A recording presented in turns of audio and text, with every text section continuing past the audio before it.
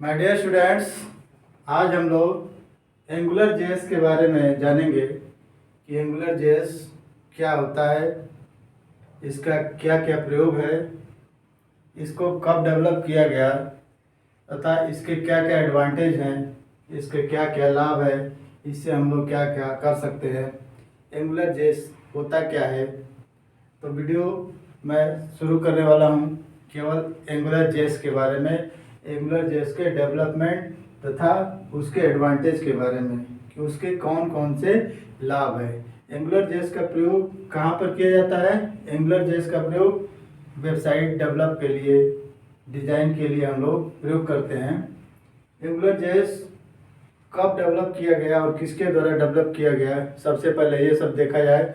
और angular JS क्या होता है? तो एंगुलर जेएस किसके द्वारा डेवलप किया गया? मिको हेवरी और एक और उनके सहयोगी थे एडम एब्रोन्स, दोनों के द्वारा 2009 में इसको सबसे पहले डेवलप किया गया। कोई भी चीज़ नई जब होती है तो हो सकता है कि उसमें बहुत सारी डेरिवेटिव ना हो, बहुत सारे उसमें विकल्प ना हो, ऑप्शन ना हो, लेकिन धीरे धीरे उसके ऑप्शन क्या होते हैं, यूज होते जाते हैं, बढ़ते जाते हैं और उसमें नया एडवांटेज जुड़ता जाता है।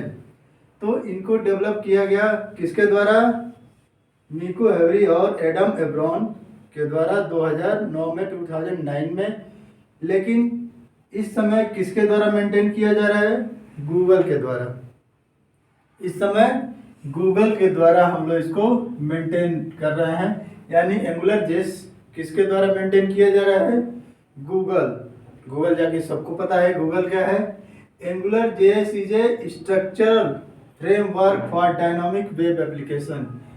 एंगुलर जेएस का प्रयोग डायनामिक वेब पेज का मतलब क्या होता है? डायनामिक वेबसाइट कौन सी होती है? जिसमें हम लोग डेटाबेस का यूज करते हैं, उसको डायनामिक वेबसाइट कहते हैं। उसमें वैसे वेब एप्लीकेशन को बनाने के लिए हम लोग एंगुलर जेएस का प्रयोग करते हैं।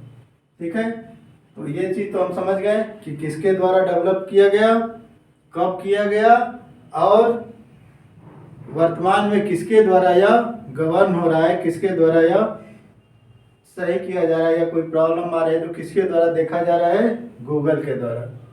इसका मेन क्या है? Dynamic web application.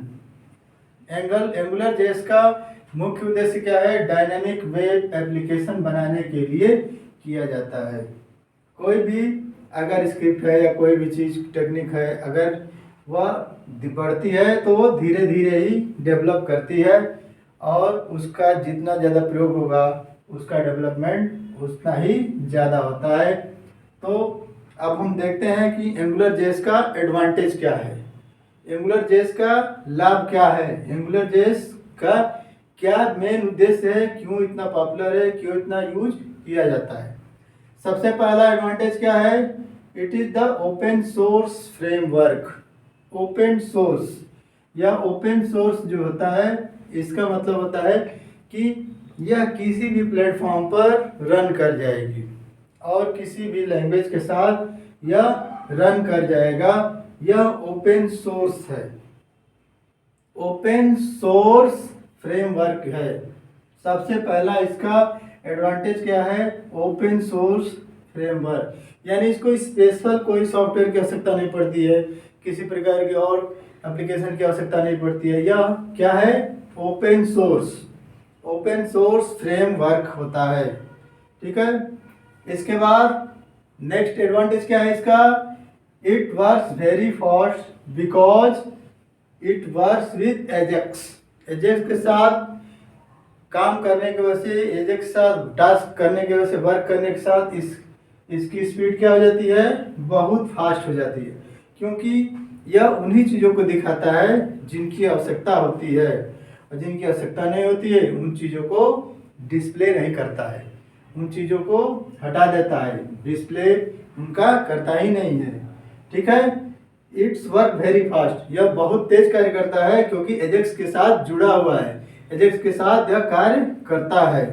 ठीक है, दूसरा एडवांटेज हम लोग जान गए। पहला क्या है, ओपन सोर्स फ्रेमवर्क है। दूसरा क्या है, इसकी स्पीड क्या है, ज़्यादा है, स्पीड इसकी तेज है। तीसरा क्या है, only loads the require content, यानी जिसकी रिक्वायरमेंट ज़्यादा होती है, जिस कंटेंट की रिक्वायरमेंट ज़्यादा है केवल उन्हीं को लोड करेगा, एक्स्ट्रा चीज़ों को क्या करेगा, हटा देगा, एक्स्ट्रा चीज़ों को लोड नहीं करेगा। इसीलिए इसकी स्पीड क्या हो जाती है, बढ़ जाती है। ठीक है, it provide reusable component, reusable दोबारा यूज करने वाले कंपोनेंट को यह यूज करता है।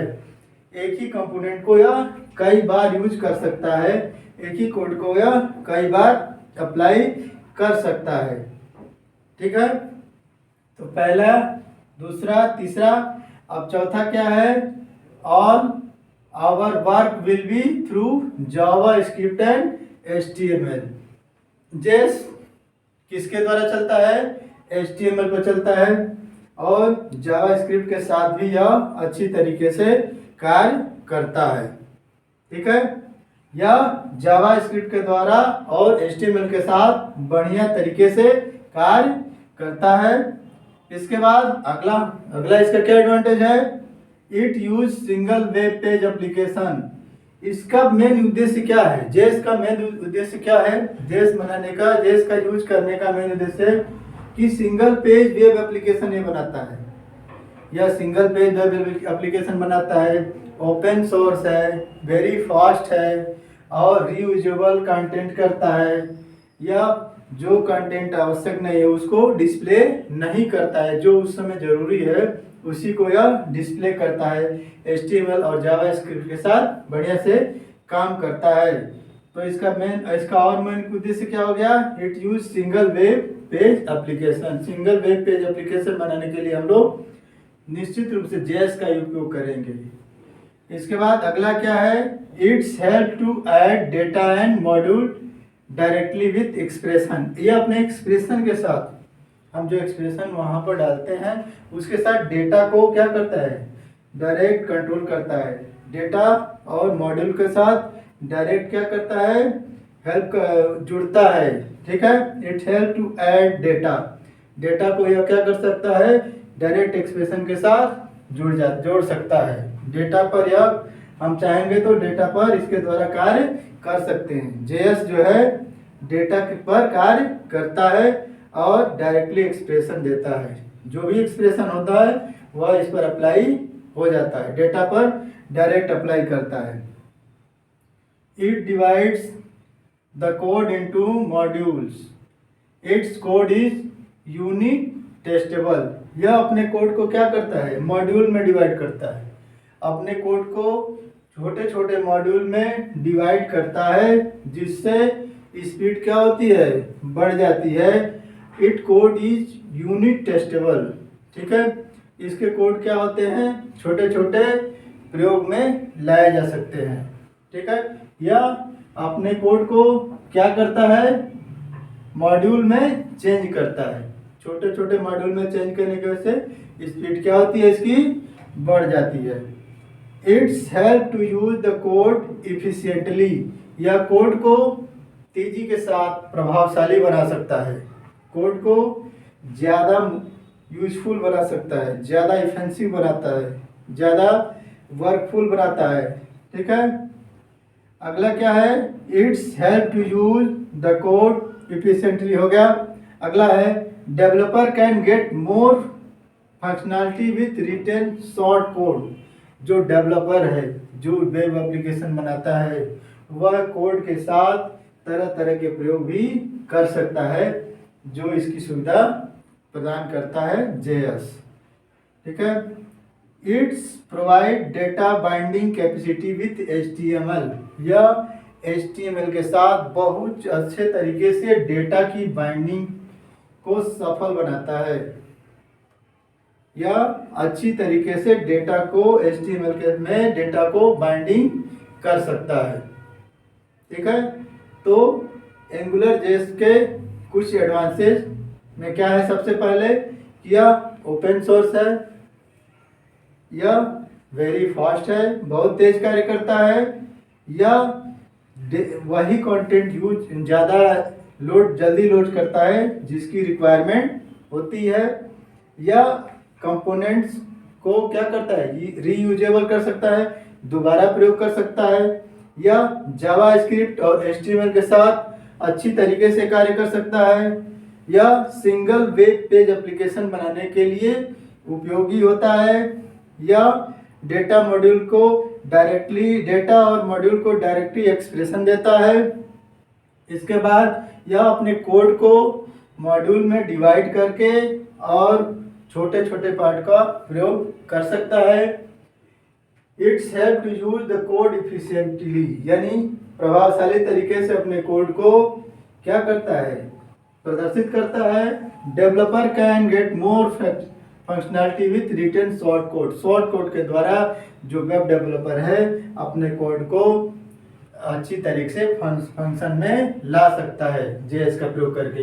इट प्रोवाइड डेटा बाइंडिंग, और एचटीएमएल के साथ, मैं दोबारा इसको बता रहा हूँ कि एचटीएमएल के साथ जो है बाइंडिंग बहुत अच्छी तरीके से करता है। लेकिन जेएस का कुछ डिसएडवांटेज है, कुछ इसके कुछ दोष हैं जो बहुत ज़्यादा नहीं है, तो इसलिए हम लोग ज़्यादा इसका एडवांटेज ही जानते हैं कि इसका ज़्यादा प्रयोग है। लेकिन कुछ डिसएडवांटेज है, कुछ इसके दोष भी हैं। जैसे पहला इसमें क्या है, सिक्योरिटी का प्रॉब्लम है। जेएस में सिक्योरिटी का प्रॉब्लम है क्योंकि हमारा डेटा जो है सर्वर पर ऑथेंटिकेट नहीं होता है। सबसे पहला इसका डिसएडवांटेज क्या है कि इसमें सिक्योरिटी का प्रॉब्लम होता है, सिक्योर नहीं रहता है डेटा। क्या होता है, सिक्योर नहीं रहता है क्योंकि सर्वर पर ऑथेंटिकेट नहीं होता, हमारा डेटा सर्वर पर ऑथेंटिकेट नहीं होता है। और दूसरा क्या है, दूसरा इसका डिसएडवांटेज क्या है, यदि यूजर जो यूज कर रहा है, कंप्यूटर यूज कर रहा है, चला रहा है, अपने ब्राउजर पर, जो उसका ब्राउजर है उस पर यदि जावास्क्रिप्ट को डिसेबल कर दिया तो वह पूरी की पूरी प्रॉपर्टी को शो नहीं कर पाएगा। जेएस अपनी प्रॉपर्टी को शो नहीं कर पाएगा, ठीक है। यानी वह बेसिक पेज को ही डिस्प्ले करेगा और जो हम चाह रहे हैं वो पेज को डिस्प्ले नहीं करेगा। सबसे बड़ा डिमेरिट, दो ही डिमेरिट है, जो एक सिक्योरिटी का प्रॉब्लम आता है और दूसरा क्या है, यदि यूजर जो है, यूजर अपने सिस्टम में अगर जावास्क्रिप्ट को डिसेबल कर दिया है तो यह भी नहीं चल पाएगा, यह भी अपनी प्रॉपर्टी को दर्शा नहीं पाएगा, यह भी क्या करेगा, जो बेसिक पेज है वही दिखाएगा और अपने एक्सप्रेशन को नहीं दिखा सकता है, ठीक है। तो आज के वीडियो में मैंने आपको जेएस के बारे में बताया कि जेएस क्या होता है, जेएस का प्रयोग क्यों किया जाता है, जेएस का डेवलप कब किया गया और वर्तमान में जेएस किसके द्वारा कंट्रोल किया जा रहा है। तो आप लोग जानते हैं गूगल के द्वारा कंट्रोल किया जाता है इस समय, और इसके बहुत सारे लेटेस्ट वर्जन भी आ रहे हैं, ठीक है। सबसे ज़्यादा इसका यूज डायनेमिक वेब एप्लीकेशन यानी dynamic web page, web application apps बनाने के लिए प्रयोग किया जाता है और सिंगल वेब एप्लीकेशन बनाने के लिए ज़्यादा प्रयोग किया जाता है। तो मैंने आपको कुछ इसके एडवांटेज बताए और बहुत कम इसके डिसएडवांटेज है, क्योंकि थोड़ा सा बस सिक्योरिटी और यूजर द्वारा डिसेबल किया हुआ जावास्क्रिप्ट, इसके अलावा इसके पास कोई भी डिसएडवांटेज नहीं है। तो उम्मीद करते हैं कि आज के वीडियो में आपको जेएस के बारे में समझने के लिए अच्छा टॉपिक मिला है कि आप इसको समझ सकते हैं।